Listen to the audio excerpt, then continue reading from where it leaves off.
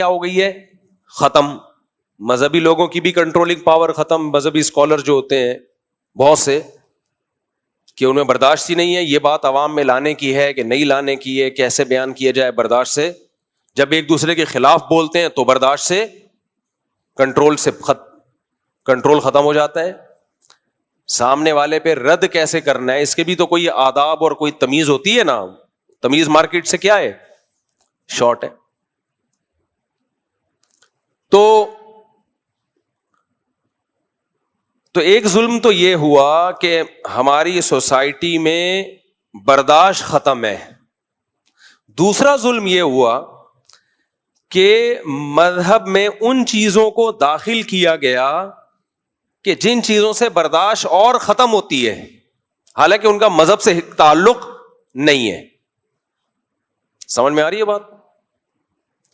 یعنی گویا کہ جو چیز برداشت پیدا کرنے کا ذریعہ تھی مذہب, اسی مذہب کا ایسا تصور پیش کیا گیا کہ عدم برداشت ایسا لگتا ہے کہ سب سے زیادہ مذہبی لوگوں میں ہے. نہیں آئی بات؟ یعنی مذہبی لوگوں کو دیکھ کے لگتا ہے کہ سب سے کم برداشت ان لوگوں میں ہے.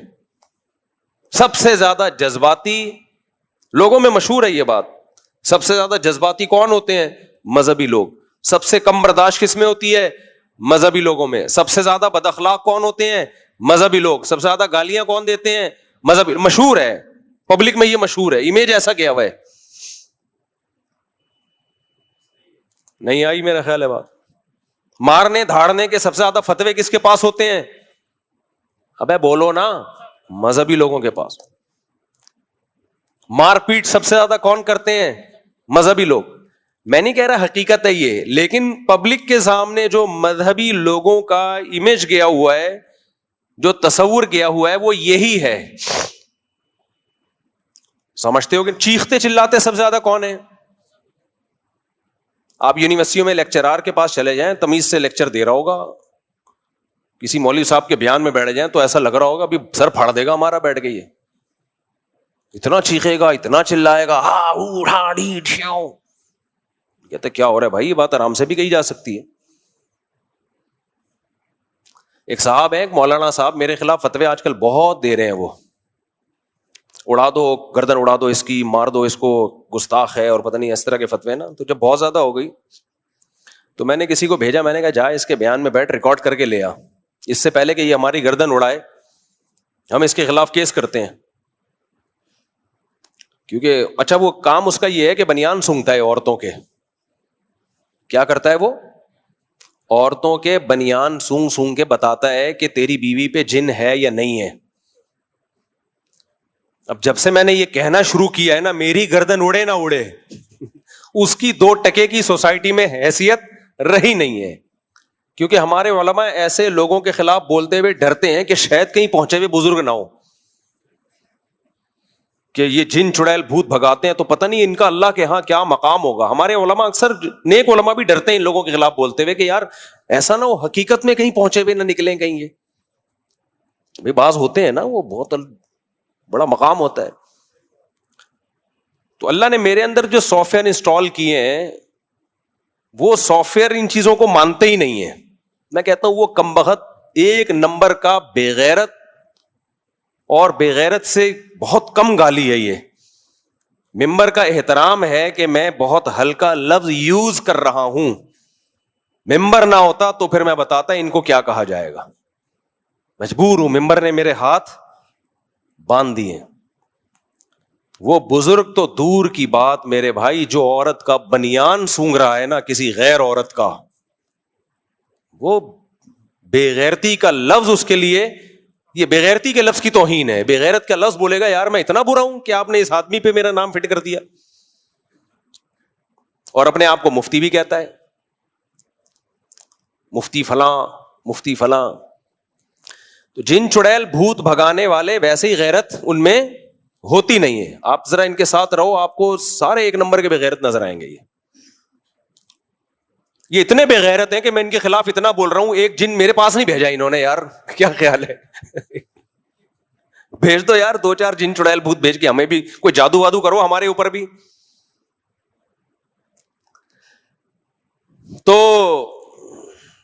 کوئی جادو کرو نا، ہمارے اوپر بھی کرو یار، کس نے منع کیا تمہیں؟ رکھو تعویذ. تو یہ ان تلوں میں تیل نہیں ہے، یہ بے غیرت لوگ ہیں. یہ صرف آپ میں اگر کوئی بے غیرت ہو تو اس پہ اثر کریں گے یہ، ٹھیک ہے نا. یہ ان کا اثر ہر ایک پہ نہیں ہوتا. تو وہ ہے، وہ ہر جمعے کے بیان میں نا چیخ چیخ کے تھک گیا وہ بے غیرت میرے خلاف.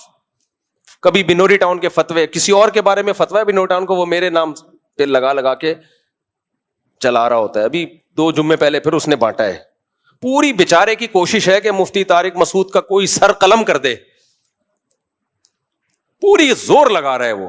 اور قلم کرنے کا مقصد کیا ہے؟ تاکہ یہ جو چڈی بنیان جو سونگ سونگ کے بتاتا ہے نا، اس کو جو میں نے ایکسپوز کیا ہے، یہ تو چڈی میں نے دیکھی نہیں ہے، بنیان تو لوگوں سے سنا ہے، لیکن میں یقین سے کہتا ہوں چڈیاں بھی سونگتا ہوگا. کیونکہ جو بغیرت ہوتا ہے وہ تھوڑا بغیرت ہوتا نہیں ہے. تو وہ گردن اڑانے کے چکر میں لگا ہوا ہے بہت دنوں سے. تو جتنے اس کے بے غیرت مرید ہیں، میں ان سے کہتا ہوں کہ اپنے اس پیر سے بولو کہ بے غیرت تو ہمارے ذریعے سے مفتی کی گردن کیوں اڑوا رہا ہے؟ تجھے اگر عشق مصطفیٰ ہے تو بے غیرت خود آنا. صحیح ہے نا؟ سادہ لوہ عوام کو عشق مصطفیٰ کے نام پہ ان سے قتل کروا کے ساری زندگی ان کی جیلوں میں گزرتی ہیں، اور یہ بے غیرت بیٹھے ہوتے ہیں، خود گاڑیوں میں گھوم رہے ہوتے ہیں اور عورتوں کے بنیان سونگ رہے ہوتے ہیں. زندگی ان کی اسی میں گزرتی ہے. تو جو بھی فتویٰ دیا کرے نا فلاں کی گردن اڑا دو، آپ اس کو تلوار لا کے دیں. حضرت یہ کام آپ اپنے دستے مبارک سے کریں، مریدوں کو بے وقوف بنانے کی کوشش بولو نہ کریں. حضرت یہ تلوار ہے، آپ اپنے دستے مبارک سے تلوار پہ آپ خود خرچہ کر لیں. ان سے یہ کہیں کہ یہ نہیں ہو کہ ہم تلواروں سے کھیلیں اور آپ عورتوں کی شلواروں سے کھیلیں، کیونکہ عامل شلواروں سے بھی کھیلتے ہیں عورتوں کی. یہ نہیں ہو سکتا کہ ہمیں تلواروں سے کھلواؤ، خود چڈی بنیان اور شلواروں سے کھیلو. جس پر خدا کی کوئی بہت بڑی پھٹکار ہوتی ہے نا، وہ عامل بنتا ہے. بہت بڑا کوئی جرم ہوا ہوتا ہے، اس سے بہت بڑے کوئی کبیرہ گناہ کا ارتکاب کیا ہوتا ہے. یہ چھوٹے موٹے گناہوں پہ اللہ کی طرف سے ایسی سزا نہیں ملتی ہے. جس کو اللہ جن چڑیل بھوت بھگانے والا روحانی عامل بنا دے نا، یقین کر لو اس سے ماضی میں کوئی چھوٹا گناہ نہیں ہوا، اتنا بڑا کبیرہ گناہ ہوا ہے کہ جس کی پھٹکار اس کے اوپر برسی ہے. کیونکہ یہ گناہ جو ہے نا، عامل بننے کا جرم، اس کی نسلیں بھگتتی ہیں اس کی سزائیں. وہ کبھی بھی لاجک کی بات تو کرے گا ہی نہیں. جہاں میاں بیوی کا جھگڑا ہوگا نمٹائے گا نہیں، جن چڑیل بھوت کے کھاتے میں ڈالے گا. عقل مند آدمی اینالائز کرتا ہے کہ اس میں غلطی کس کی ہے، اس کو جوڑنے کی کوشش کرو. جیسے قرآن نے حکم دیا کہ دونوں طرف سے خاندان کے افراد بیٹھے دیکھیں غلطی کس کی ہے، صلح کی کوشش کریں. لیکن عامل کی پھٹکار، وہ صلح کی کوشش کم، جن چڑیل بھوت کے مسائل میں الگ سے ڈال دے گا. اس کو کاروبار کا نقصان ہوگا، لاجک کی بات نہیں کرے گا کہ یار جو نقصان ہو رہا ہے اس کی تلافی کرو. وہ کس پہ ڈال دے گا؟ جن چڑیل بھوت پہ. تو ایسی پھٹکار. اور میں آپ کو بتاؤں یہ کون سے جرم ہوتے ہیں جس کی وجہ سے یہ عامل بنتے ہیں. کچھ گناہ تو میں جانتا ہوں جو ان سے ہوتے ہیں. ایک جرم ہوتا ہے علماء اور بزرگوں کو برا بلا کہنا. جس نے یہ جرم کیا ہوتا ہے اللہ اس کو عامل بنا دیتے ہیں کہ اب تجھ سے علم چھین لیا. مدرسوں میں کچھ طلبہ ایسے ہوتے ہیں جو اپنے ٹیچروں کی، استاذوں کی، بزرگوں کی بے ادبیاں، گستاخیاں کرتے ہیں. تو اللہ ان کو علم کی نعمت سے محروم کر کے کس پہ ڈال دیتا ہے؟ جن چڑیل بھوت بھگانے کے کام پہ ڈال دیتا ہے. جن طلبہ نے استاذوں کا احترام کیا ہوتا ہے ان سے اللہ علمی کام لیتا ہے، دین کی دعوت اور دین کی تبلیغ کا کام لیتا ہے. لیکن مدرسوں میں جن طلبہ نے بے ادبیاں، گستاخیاں کی ہوتی ہیں اپنے محسنین کے ساتھ، اپنے بڑے بزرگوں کے ساتھ، تو اللہ علم چھین کے اس کو کس میں ڈال دیتا ہے؟ روحانی ڈرامے بازیوں میں. دوسرا، یہ سزا ان طلبہ کو ملتی ہے جنہوں نے 8 سال مدرسوں میں گزارے، وقف کا مال کھایا، پڑھائی کو فوکس نہیں کیا. یہ بھی کم جرم ہے کیا؟ قوم کا سرمایہ آپ کے اوپر خرچ ہوا، آپ کو چاہیے تھا کہ آپ پڑھتے، صرف نحو میں مہارت حاصل کرتے، فقہ پڑھتے، قرآن کی تفسیر پڑھتے، عربی ادب میں دلچسپی لیتے. 8 سال مدرسے نے آپ پر احسان کیا، آپ کے ٹیچروں نے آپ کو پڑھایا، لیکن آپ کو ٹک ٹاک سے اور فیس بک سے فرصت نہیں ملتی تھی. اب 8 سال کے بعد دنیا کے تو رہے نہیں، کیونکہ جوانی کی بہترین زندگی جو علم حاصل کرنے میں لگانی تھی جو دنیا حاصل کرنے میں لگانی تھی وہ آپ نے مدرسے میں لگا دی, اور مدرسے میں بھی آپ نے علم حاصل نہیں کیا. نتیجہ کیا نکلا؟ نہ دین کے رہے نہ دنیا کے رہے. تو اس زندگی برباد کرنے کی پھٹکار کیا اللہ آپ کو لگا دیتا ہے جن چڑیل بھوت بھگانے کے کام میں. نہیں آ رہی میرا خیال ہے بات؟ تو یہ بڑے غلیظ لوگ ہوتے ہیں, غلیظ.